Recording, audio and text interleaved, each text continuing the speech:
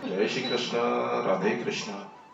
ओम नमो भगवते वासुदेव। विश्व और विश्वेश्वर इन दो संबोधनों का तात्पर्य है कि मेरे को जो कुछ भी दिख रहा है वो सब आप ही है और इस विश्व के मालिक भी आप ही हैं।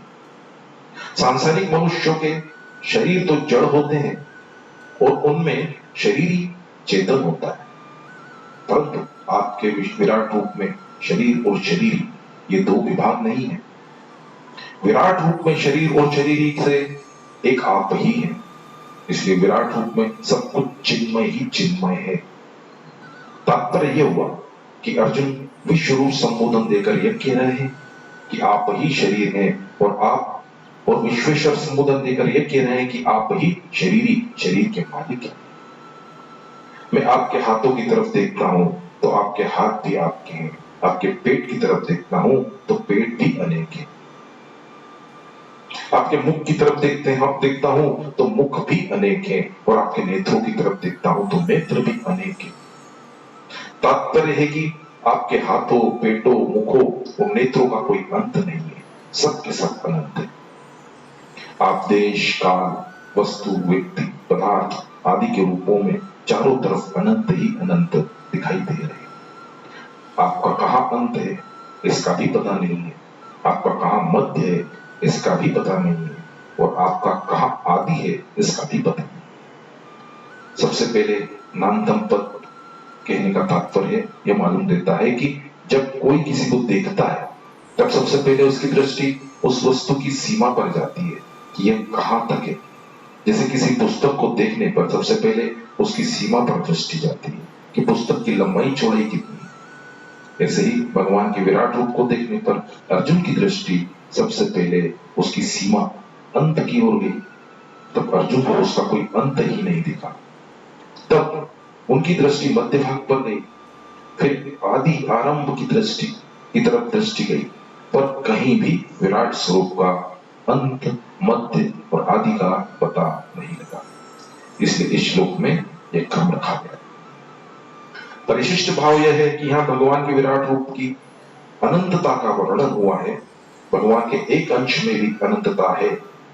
जैसे स्याही में किस जगह कौन सी लिपि नहीं है, सोने में किस जगह कौन सा गहना नहीं है, ऐसे ही भगवान में क्या नहीं है, अर्थात भगवान में स्वाभाविक ही सब कुछ है। आपको मैं किरीट, गदा और चक्र धारण किए हुए देख रहा हूं, या जड़पद से शंख और पद्म को भी ले लेना चाहिए। इसका तात्पर्य ऐसा मालूम देता है कि अर्जुन को विश्व रूप में भगवान विष्णु का चतुर्भुज भी दिख रहा है, चतुर्भुज रूप भी दिख रहा है। आप तेज की राशि हैं, मानो तेज का समूह अनंत तेज इकट्ठा हो गया। इसका पहले संजय ने वर्णन किया है कि आकाश में हजारों सूर्य एक साथ उदित होने पर भी भगवान के तेज की बराबरी नहीं कर सकते। ऐसे ही आप प्रकाश स्वरूप हैं। स्वयं प्रकाश स्वरूप होने से आप चारों तरफ प्रकाश कर रहे हैं। कुरु देदीप्यमान, अग्नि और सूर्य के समान आपकी कांति है। जैसे सूर्य के तेज प्रकाश के सामने आंखें चौंध जाती हैं, ऐसे ही आपको देखकर आंखें चौंध जाती हैं। अतः आप कठिनता से देखे जाने योग्य हैं, आपको ठीक तरह से देख नहीं सकते।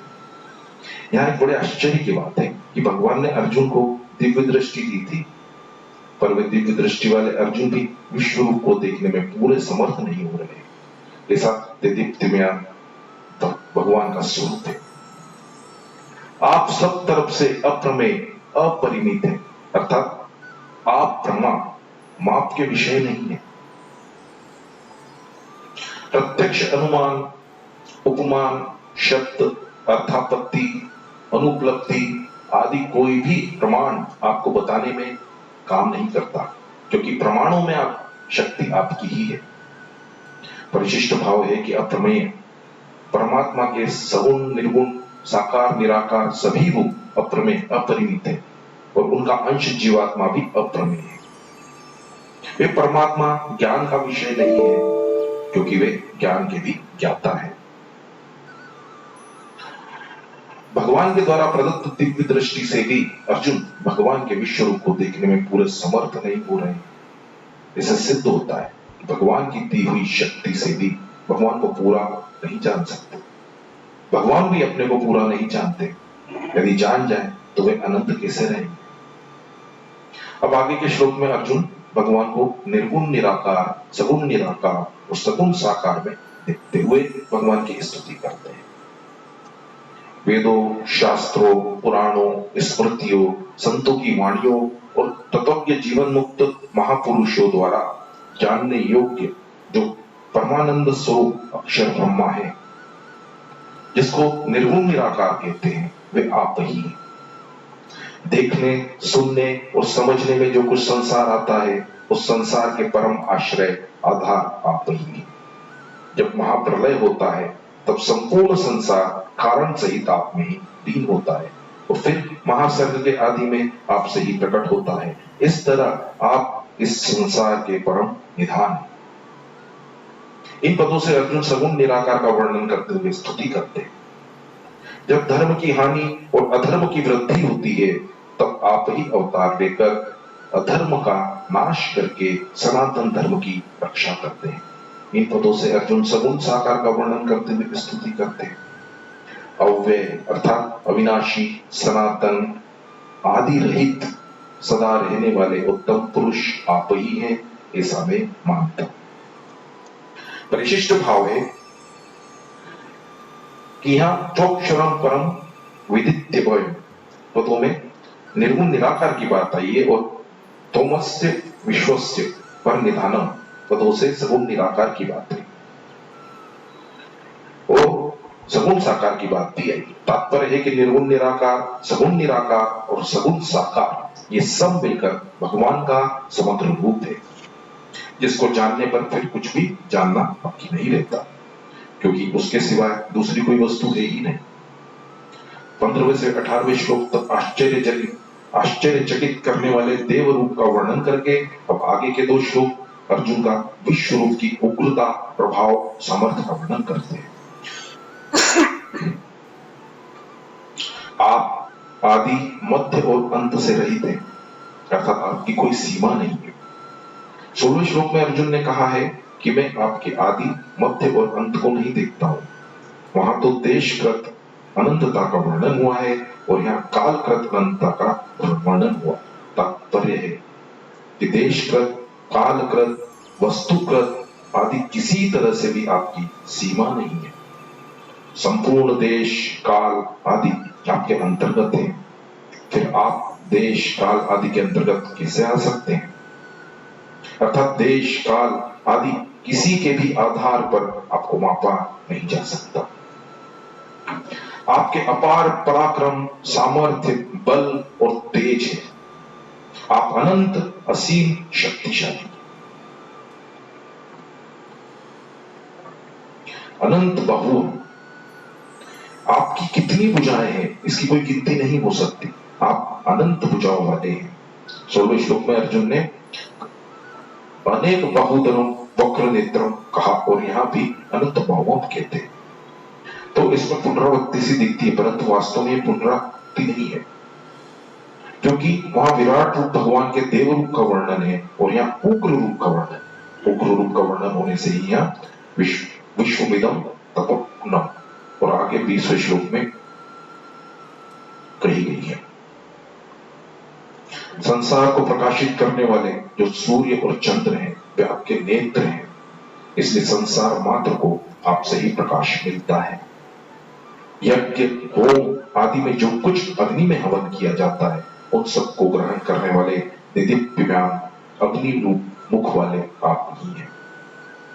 अपने तेज से संपूर्ण विश्व को तपाने वाले आप ही हैं। तात्पर्य यह है कि जिन जिन व्यक्तियों, वस्तुओं, परिस्थिति आदि में प्रतिकूलता मिल रही है उनसे ही संपूर्ण प्राणी संतप्त हो रहे हैं। संतप्त करने वाले और संतप्त होने वाले दोनों एक ही विराट रूप के अंग हैं। परिशिष्ट भाव यह है कि इस श्लोक का तात्पर्य है कि भगवान सब तरह से अनंत है।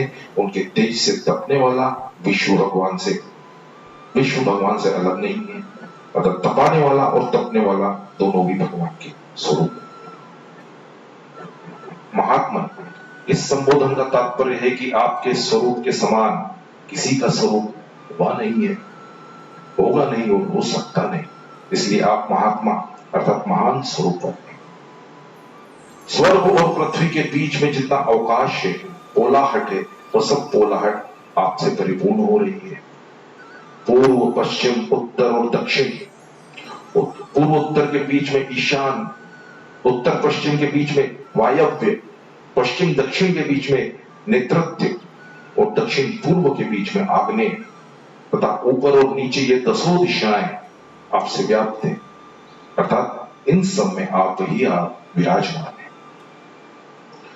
19वें श्लोक में तथा 20वें श्लोक में पूर्वार्ध में उग्र रूप का वर्णन करके अब 20वें श्लोक के उत्तरार्ध में 22वें श्लोक तक अर्जुन उग्र रूप के परिणाम का वर्णन करते हैं। आपके इस अद्भुत, विलक्षण, अलौकिक, आश्चर्यजनक, महान दिव्यज्ञान और भयंकर उग्र रूप को देखकर स्वर्ग, मृत्यु और पाताल लोक में रहने वाले सभी प्राणी व्यथित हो रहे हैं, भयभीत हो रहे हैं। तथापि इस श्लोक में स्वर्ग और पृथ्वी की ही बात आई है तथा अर्जुन द्वारा लोकत्रयम कहने के अनुसार यहाँ पाताल भी ले सकते हैं, कारण कि अर्जुन की दृष्टि भगवान के शरीर के किसी भी एक देश में जा रही है और वहां अर्जुन को जो दिख रहा है वो दृश्य कभी पाताल का है, कभी मृत्यु लोक का है और कभी स्वर्ग का है। इस तरह अर्जुन की दृष्टि के सामने सभी दृश्य बिना क्रम के आ रहे हैं। अर्जुन ने स्वर्ग से पाताल तक तथा पाताल से स्वर्ग तक क्रम पूर्वक विश्व रूप को देखा हो, ऐसी बात नहीं है। अर्जुन भगवान की दी हुई दिव्य दृष्टि से स्वर्ग, भूमंडल, पाताल आदि सबको एक साथ देख रहे हैं और जैसे देख रहे हैं वैसे ही बोल रहे हैं, हे देव, मैं आपकी देह में देवताओं को देख रहा हूं, प्राणियों के अलग अलग समुदाय को देख रहा हूं, कमल पर विराजमान ब्रह्मा जी को देख रहा हूं, कैलाश पर विराजमान शंकर जी को देख रहा हूं, संपूर्ण ऋषियों को देख रहा हूं, दिव्य सर्पों को देख रहा हूं, आदि आदि। अर्जुन को ऐसा कहने में तो देरी लगी, पर ऐसा सबको एक साथ देखने में देरी नहीं लगी, इसलिए अर्जुन के वचनों में स्वर्ग, मृत्यु, पाताल आदि लोगों का कोई क्रम नहीं है। यहां पर एक शंका होती है कि अगर विराट रूप को देखकर त्रिलोकी व्यथित हो रही है तो दिव्य दृष्टि के बिना त्रिलोकी ने विराट रूप को कैसे देखा? भगवान ने तो केवल अर्जुन को ही दिव्य दृष्टि दी थी, त्रिलोकी को विश्व रूप देखने के लिए दिव्य दृष्टि किसने दी? कारण कि प्राकृत चर्म चक्षुओं से यह विराट रूप नहीं देखा जा सकता। विराट रूप को देखकर त्रिलोकी के संतप्त और व्यथित होने की बात अर्जुन ने कही है, क्योंकि इसका समाधान यह है कि संतप्त और व्यथित होने वाली त्रिलोकी भी उस विराट रूप के अंतर्गत ही है, अर्थात विराट रूप का ही अंग है। संजय ने और भगवान ने विराट रूप को एक देश में देखने की बात एक स्तंभ कही, पर अर्जुन ने एक देश में देखने की बात नहीं कही, कारण कि विराट रूप देखते हुए भगवान के शरीर की तरफ अर्जुन का ख्याल ही नहीं गया, उनकी दृष्टि केवल विराट रूप की तरफ ही गई। जब सारथी रूप भगवान के शरीर की तरफ भी अर्जुन की दृष्टि नहीं गई, तब संतप्त और व्यथित होने वाले इस लौकिक संसार की तरफ अर्जुन की दृष्टि जा ही कैसे सकती है? इससे सिद्ध होता है कि संतप्त होने वाला और संतप्त करने वाला तथा व्यथित होने वाला और व्यथित करने वाला, ये चारों उस विराट रूप के अंग हैं। अर्जुन को ऐसा दिख रहा है कि त्रिलोकी विराट रूप को देखकर व्यथित और भयभीत हो रही है, पर वास्तव में विराट रूप के अंतर्गत भयानक सिंह, व्याघ्र, सांप आदि जंतुओं को और मृत्यु को देखकर त्रिलोकी भयभीत हो रही। देखने, सुनने और समझने में आने वाला संपूर्ण संसार भगवान के दिव्य विराट रूप का ही एक छोटा सा अंग है। संसार में जो जड़ता, परिवर्तनशीलता, अदिव्यता दिखती है, वो वस्तुतः दिव्य विराट रूप की एक झलक है, एक लीला है। विराट रूप की जो दिव्यता है, उसकी जो स्वतंत्र सत्ता है, पर संसार की जो अदिव्यता है, उसकी स्वतंत्र सत्ता नहीं है। अर्जुन को तो दिव्य दृष्टि से भगवान का विराट रूप दिखा, पर भक्तों को भाव दृष्टि से संसार भगवत स्वरूप दिखता है। वासुदेव सर्वम तात्पर्य है कि जैसे बचपन में बालक का कंकड़ पत्थरों से जो भाव रहता है, वैसा भाव बड़े होने पर नहीं रहता। बड़े होने पर कंकड़ पत्थरों से आकृष्ट नहीं करते। ऐसे ही भोग दृष्टि रहने पर संसार में जो भाव रहता है वो भाव भोग दृष्टि के मिटने पर नहीं रहता। जिनकी भोग दृष्टि होती है उनको तो संसार सत्य दिखता है, पर जिनकी भोग दृष्टि नहीं है ऐसे महापुरुषों को संसार भगवत स्वरूप ही दिखता है। जैसे एक ही स्त्री बालक को मां के रूप में, पिता को पुत्री के रूप में, पति को पत्नी के रूप में और सिंह को भोजन के रूप में दिखती है, ऐसे ये संसार जन्म दृष्टि से सच्चा, विवेक दृष्टि से परिवर्तनशील, भाव दृष्टि से भगवत स्वरूप और दिव्य दृष्टि से विराट रूप का ही एक छोटा सा अंग दिखता है। परिशिष्ट भाव यह है कि श्लोक में आए पदों का तात्पर्य है कि असंख्य रूपों में एक आप ही हैं, वासुदेव सर्वम। आपके अनेक रूपों की कोई गणना नहीं कर सकता, पर उनमें है आप एक ही। भगवान में अनेक तरह की अद्भुतता है। विदेश, काल, वस्तु, व्यक्ति, रूप, ज्ञान, योग आदि सब दृष्टियों से अनंत है। जिसको हमने देखा नहीं, सुना नहीं, जाना नहीं, समझा नहीं और जो हमारी कल्पना में आया ही नहीं, वो सब विराट रूप के अंतर्गत है। जय श्री कृष्ण, राधे कृष्ण। ओम नमो भगवते वासुदेवाय।